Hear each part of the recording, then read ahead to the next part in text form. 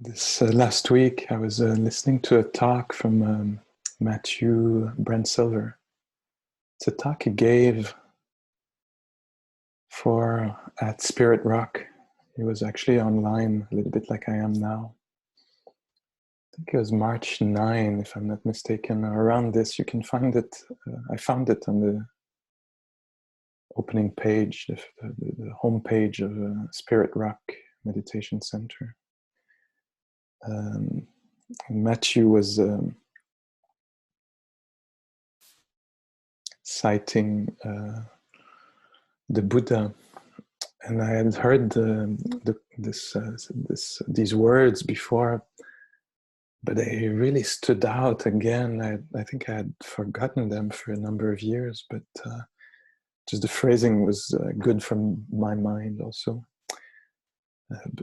So Matthew is saying this: not apart from relinquishing all, not apart from relinquishing all, do I see any safety for beings. Not apart from relinquishing all, do I see any safety for beings.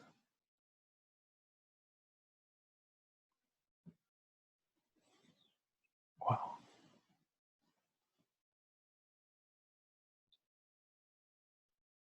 So that's what we were just practicing in a way here, saying, can this be enough? Can we put down the expectations and fears that we won't get, I don't know, we won't get the safety we won't get it as we won't get the timeline, the time we want. You know, that's a very radical practice. But the quote is very radical. You know, I don't see safety for humans, any safety for humans, apart from relinquishing all.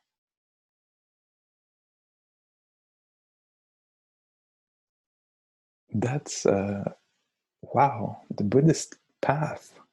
Whoa. It's not going like halfway, huh? Not apart from relinquishing all do I see safety for beings. So for sure we feel unsafe now because we want to stay alive, we want it to continue, or we want to get this, or we don't want to lose that. And so there's this activity of clinging, of wanting to keep something going. That is very costly. That is costing us our peace of mind. That is costing us our feeling of safety. Can you follow a little bit what is pointing at here? Not apart from relinquishing all, do I see safety for human beings.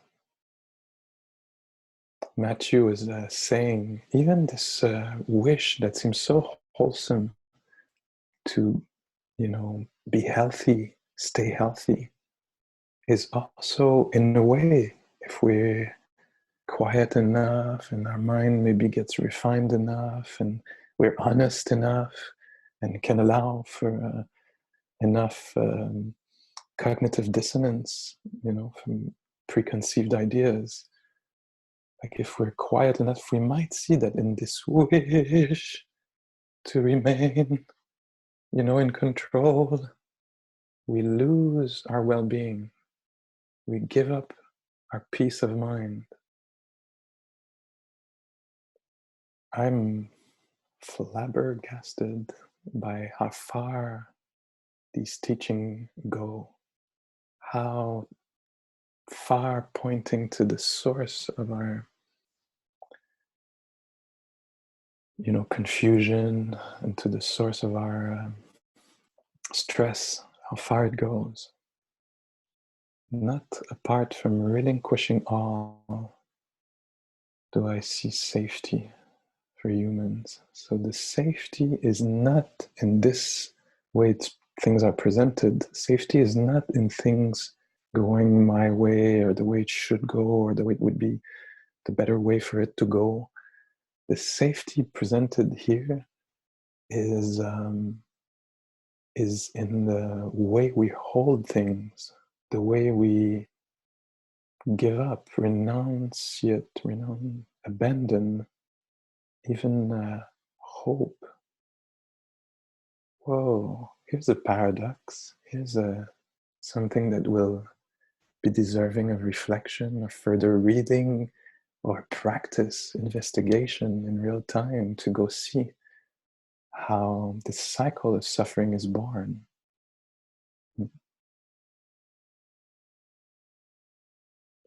I remember talking to a friend. It's very, very, as much as this quote is, I find it very, very, very powerful, like a direct pointing out to an uncompromising freedom, unconditional freedom. Also, one time I was having a conversation with a friend who was having heart problems and couldn't run as he used to, or walk even as he used to, or move freely about, going up and down stairs and things like this. And I was asking this friend, you know what, how do you feel about the fact that you not so long ago, just a few months ago, you could, move in all kinds of ways, and hike and this, and now it's not possible. And he was looking at me and a little bit in the way that I'm looking at you now, maybe, and he was just saying, "Oh, but these, Pascal, are thoughts. Like, I've seen through these. I've done my work. I've sat and watched thoughts, how they arise, appearances, disappearances, the mirage-like nature of thoughts. I've seen through this, so I don't cling to these. If I've seen through this. These are just ideas. This past is past. It's non-existent. Now I'm here, and I take care of this." Really, really wise in his appropriate response. Here, I'm in this body that has these abilities, and this is what I live with, caringly, carefully. Not apart from relinquishing ideas of how the past was better, do I see any safety for beings. So this person that released this, and when I was saying, hey, but with these problems, you don't know how long you're going to live. What about, experiencing, retirement and, all this? It's like, hey, these are thoughts. I'm not clinging to a timeline that I should have the right to my, 80 years on earth. These are constructions of the mind. I've sat enough or practiced enough to not be fooled by these constructions, these embellishments that we can get engaged in. And so here is somebody describing a relinquishing of a cherishing of ideas and all this, and in that, not falling into depression or despair or meaninglessness, but falling into freedom, being freed from demands and expectations and fears that this might not happen, or that's very profound practice here.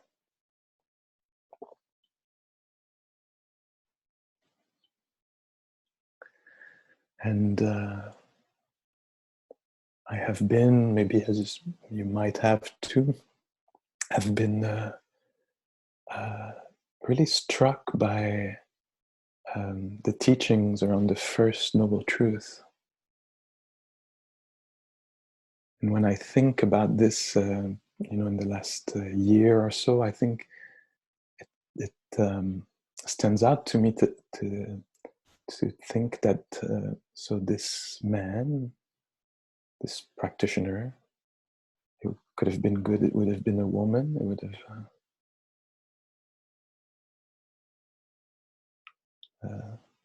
maybe changed a few things.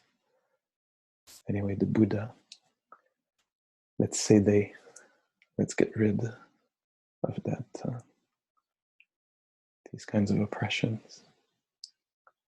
So the Buddha, this person, sat and walked in silence and went deep into investigating the mind and how it constructs stress, distress, and suffering for itself, and how to undo this.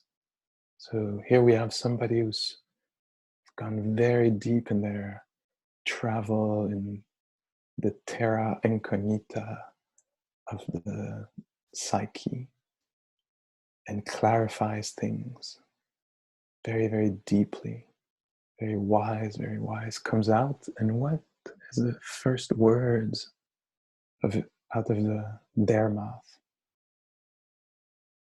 And what comes out is something like, I feel free to paraphrase here, it's not easy to be a human being. Human beings are often separated from what they want. They're often caught with what they don't want.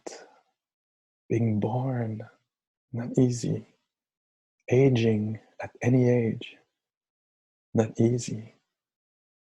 Sickness, not easy. Being separated from what we want. That's a description of the nature of reality for a human being. That it's not easy being, the way we looked a little bit at it. I think today was looking at it through the experience of sensitivity. It's not easy being sensitive, having senses, being constantly touched. The word that is used in English is impingement, the impingement of the senses. I don't know if I ever looked it up, but it doesn't sound so good. Impingement. Constantly impinged on the senses. So when we have these 6 doors, we could say eyes, ears, tongue, body, nose, and heart. These are like, it's like a house with 6 doors open. There's constantly things coming in. We're constantly being touched by cold, by warmth, by mosquitoes, reptiles. It's not easy.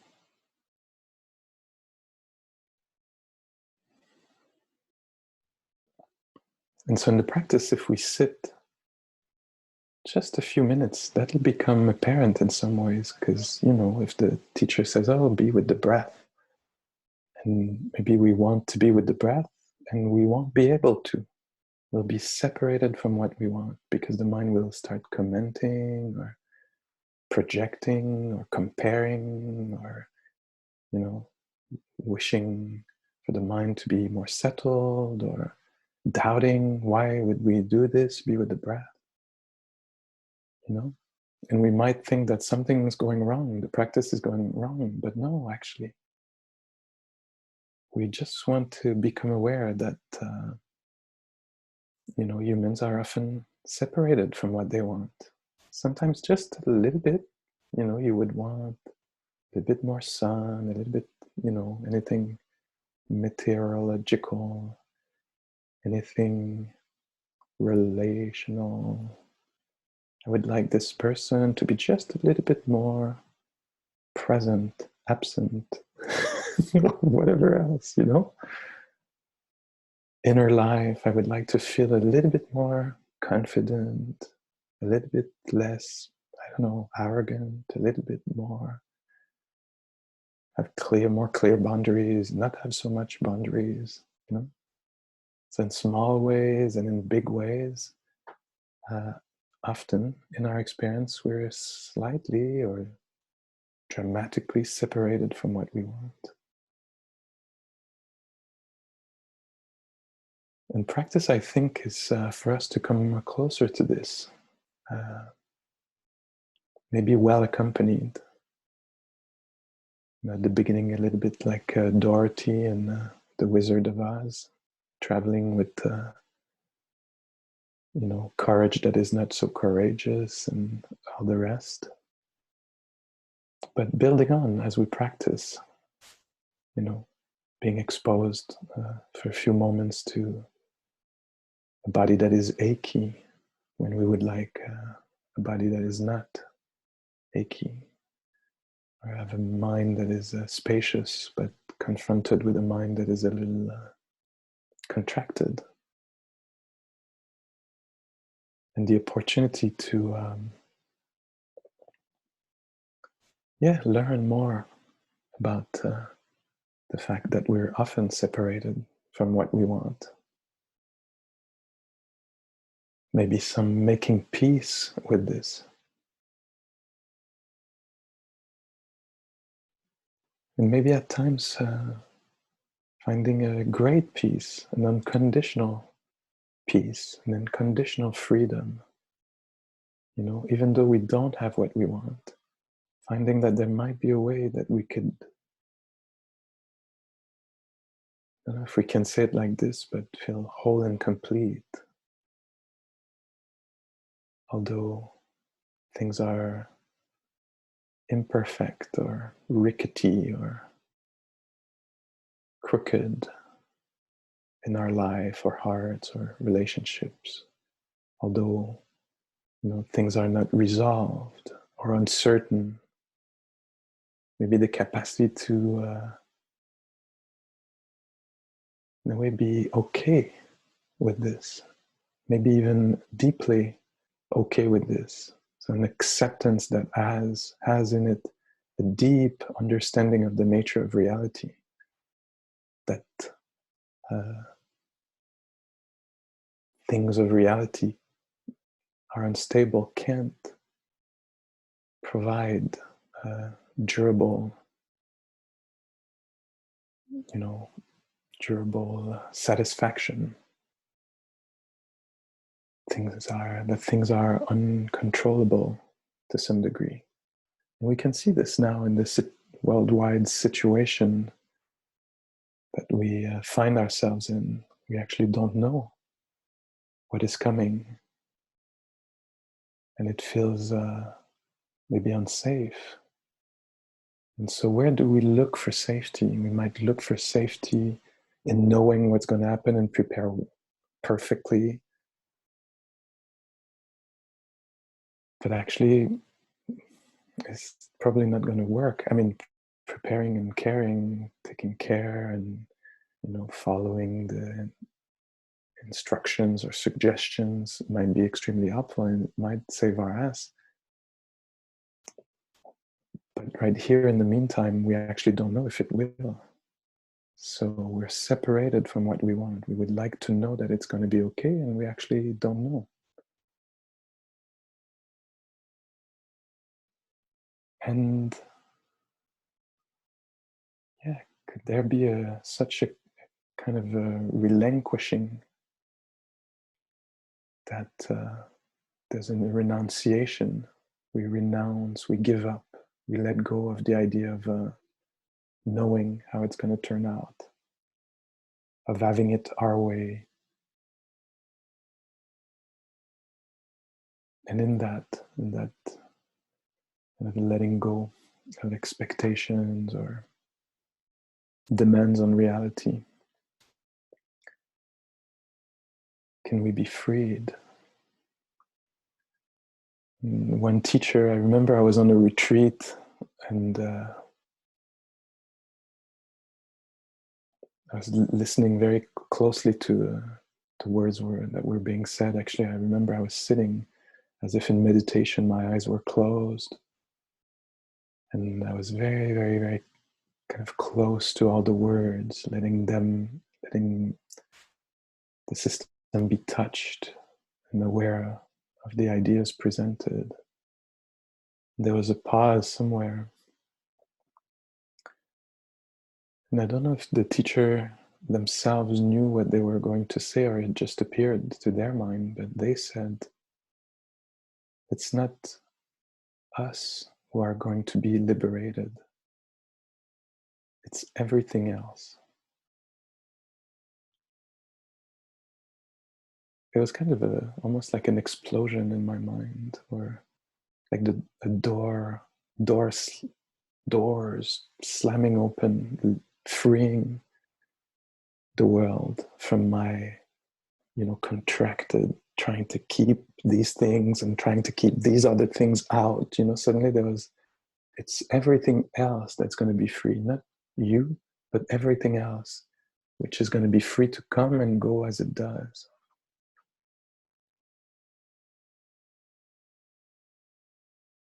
And could there be really taking care of ourselves here in this situation in the best way that we can, and allowing for the world to unfold as it will, for things to unfold as they will. So these two ways to be with these difficult situations that we find ourselves in, taking care of and allowing, that's the inner work of allowing things to unfold as they will, or as they will. Okay, take me, take us, do what you'll do what you do. I'm curious about that kind of freedom. I don't see any safety for human beings apart from a relinquishing of all. I'm really interested in that. I think that's a great area of investigation, of practice, of reflection on where's my refuge? Is my refuge in hoping that things will turn out how I want them to turn out? That's a very shaky refuge, because I know it might not.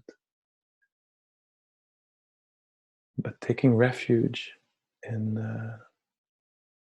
maybe my capacity to meet, or in allowing things to be as they are.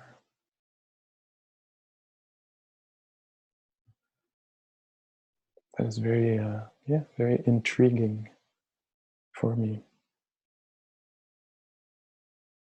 And so in the first Noble Truth, the Buddha talks about beings being often separated from what they want. And this could be seen as a bad news, And I see options here. So if I'm told that the nature of reality is that it can't satisfy me completely, because things are changing, things cannot be controlled, they're unreliable, unstable, they're dependable, contingent on so many things that I can't actually make sure that they will happen, because there's so many things going at play that I don't have control over all the conditions. So if I'm told that reality can't satisfy me, then an option is to hate reality. But this wise person seems to say, oh, it's definitely an option to hate a reality that you can't control. It would be natural, but it would be even more painful. Okay, so not a good choice. I can't hate this reality. It's going to be maybe it will multiply the pain. Another option that I have might be to actually desire another reality. I'd like things to be otherwise, And this, we seem to be told also in this practice, that this is also a very painful way to be in relationship with reality. Wanting it to be otherwise also multiplies, we could almost say, the difficulty. So that's not a wise response. What is the wise response? The wise response might be, that's for us to go and check out, investigate, practice, see what it would mean for me, how I can be with this. the appropriate response to a reality that can't totally satisfy us is to actually recognize that, not be confused, deluded about this anymore. So that will reduce the pain. And so not being deluded about it, being factual about it, being aware of it, conscious of the nature of reality, seeing things as they are is the expression in Buddhist practice. We're practicing to see things just as they are, truly are.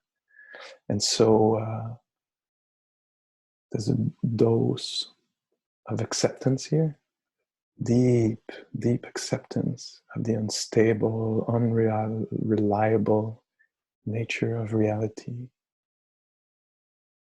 And I always see it like this, the door that opens up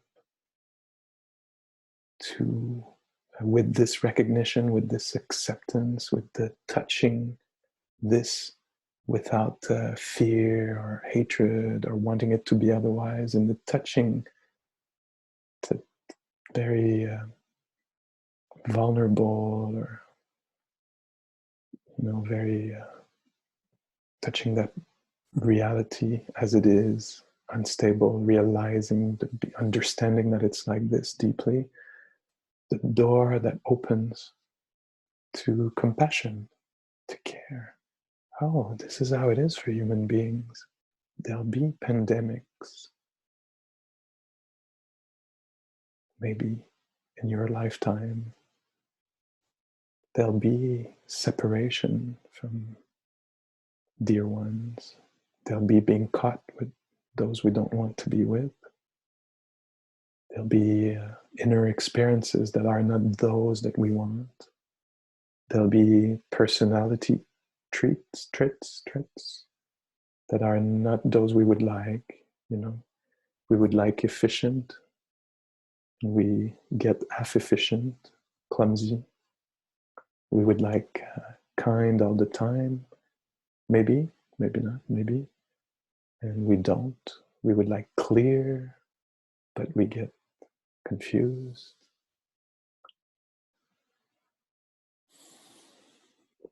So the door that opens to the great compassion for beings, for the situation, the predicament of human experience that we want to have control. And maybe some joy that can be released in that, very strangely. Oh, this is how it is. Oh my God. I can maybe laugh about it. I was so mistaken.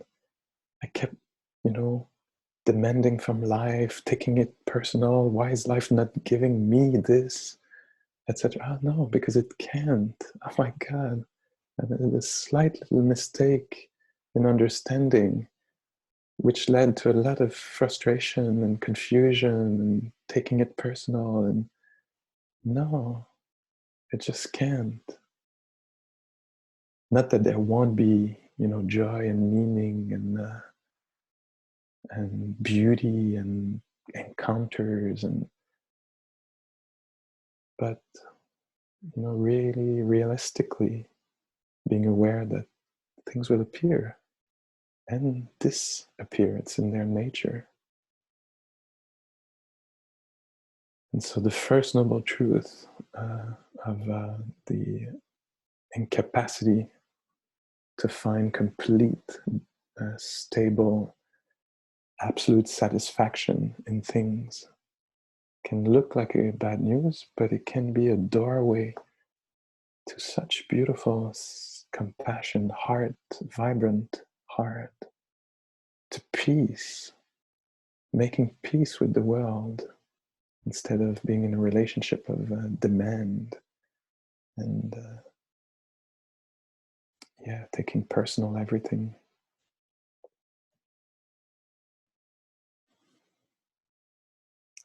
And Ajahn Chah, who talks about two kinds of dukkha, or stress or suffering or insatisfaction that we'll experience. So he's showing us a way here. He's talking about two kinds of dukkha. The dukkha, difficulties, stress, dissatisfaction, separation from what is dear, that will lead to more difficulty. And the other kind that will lead to freedom. Ah, I want to know about this. So there's two kinds of experiences of separation from what is dear. One kind that will lead to more separation and suffering, difficulties, distress, and one kind that will lead to freedom. The difference between the two is not in the event itself or the thing itself that is unsatisfying, it's in the relationship to it. It's this thing about the door here. So when something happens, take anything that has some level of uncertainty in it, uncontrollability in it, dissatisfaction in it, difficulty in it, anything can lead to a lot of suffering. But it also has the potential, that's what we call the path. It has the potential also to lead to peace or joy or freedom. So if we take what's going on right now with the virus going around, that becomes a very intriguing practice. How can what is difficult lead to peace instead of agitation? And the teaching points to an inner practice, an inner response. Not easy, but I'm really happy that there's this potential, that it exists, and that it's talked about. Otherwise, I would just think that this is just a mess, and it's a mess, and there's nothing else about it. But some teachings say, hey, it is a mess, it's messy, and there might be an opportunity here to develop stability, to develop care, to develop inner strength and stability. Not easy, but there is potential. And so for me, at least, there's a sense of responsibility that arises. How am I holding this moment of watching the news? How am I holding this moment of being alone in the sofa, thinking about what's coming for me for the next few months?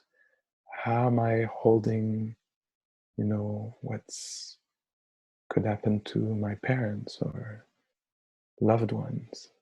There's a possibility, there's a path here that will lead to distress and anxiety.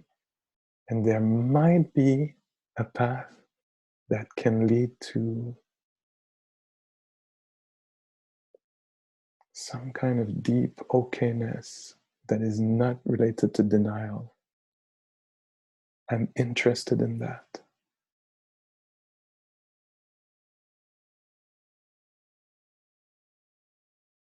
Also, I think that if there is this wisdom there, my sense is our contribution to what's happening might be a better one than if we're caught, which would be very natural, that we would be caught in anxiety and distress and fear and worry.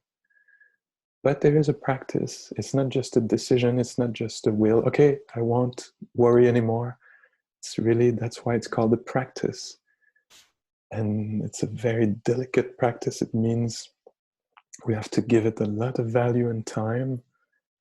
And it's progressive. It's developmental, But there's a way that I can reorient my mind. How am I holding this? What's the relationship here? Is there another way to hold this? With more calm, with more appreciation.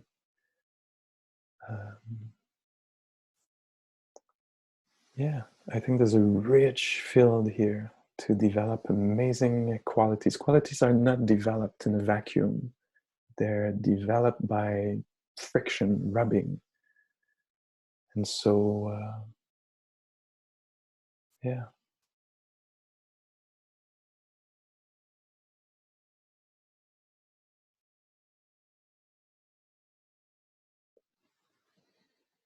So in a way, I'm talking also about the second noble truth. The first noble truth is humans are often separated from what they want. And the cause of our distress and pain, actually, in the second noble truth, the first noble truth, human beings are often separated from what they want. The second noble truth, what is the cause of our suffering? It's not the fact that people are often separated from what they want. The cause is that we want it to be otherwise. Wow. What a radical teaching. You could say, first noble truth, human beings are often separated from what they want. First, like truth about life. Second truth about life, it sucks. And it says here, human beings are often separated from what they want. First fact about life. Second fact about life, that is not the problem. The problem is that they don't accept it, don't know it, expect, demand something else, take it personal if it's not unfolding only in flow and with success. So the second truth, the second fact is, yes, things cannot satisfy, but the cause of our problem is that we want it to be otherwise.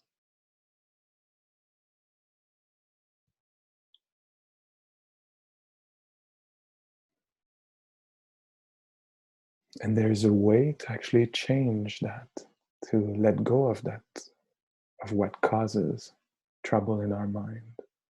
And how do we get there? Well, we do what we do here. We consider life together through the teachings, and we sit and become sensitive, use our senses not to hook on things with sight, oh, I want that, with sound, oh, I want that, with emotions, oh, I want this emotions. So we use all these senses to wake up to the nature of reality. That's what we call sitting, meditation practice. We sit and we notice over time, years, decades, lifetimes, maybe, we notice how things fluctuate in their own way. And we learn how to be in relationship with this, how to allow, pleasure to pass by and disappear, and how to allow discomfort to come by and exist and not leave and come back and oops, at some point disappear for a little while.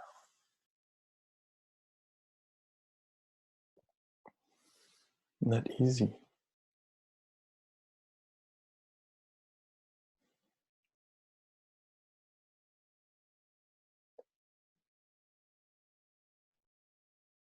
So trouble that can lead to more trouble, and trouble that can be a doorway to a peace that has a depth to it. Deeply knowing that things are impermanent and changing leads to the greatest kind of peace. That's a chant that is chanted in Burma and other countries. Deeply knowing the ephemeral, changing nature, uncontrollable nature of things brings the deepest peace possible.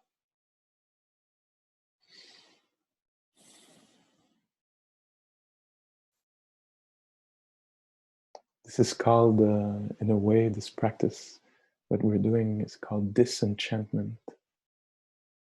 We're kind of under the spell of satisfaction, looking for satisfaction and control, and suddenly we get disenchanted. It's actually very, very positive in Buddhist psychology. It's just before complete freedom, disenchantment, liberated from the spell. from the idea that it should be as I want, you know. Energy is freed to actually meet reality in its messiness and its imperfectness.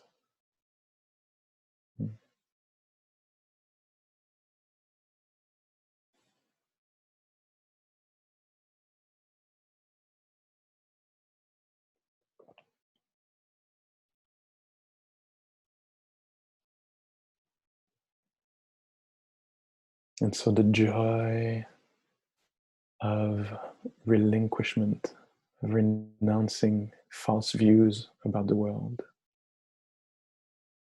false expectations, freedom from that, the joy of this being enough, maybe.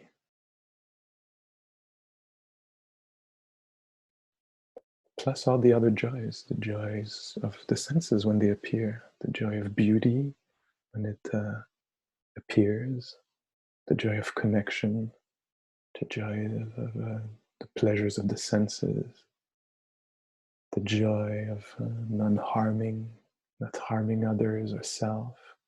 Oh, the bliss of blamelessness, the joy of not harming, not abusing self or others, the joy of generosity,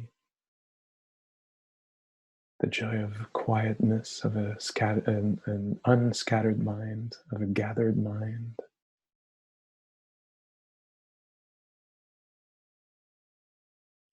And the greatest joy, the joys of not demanding what can't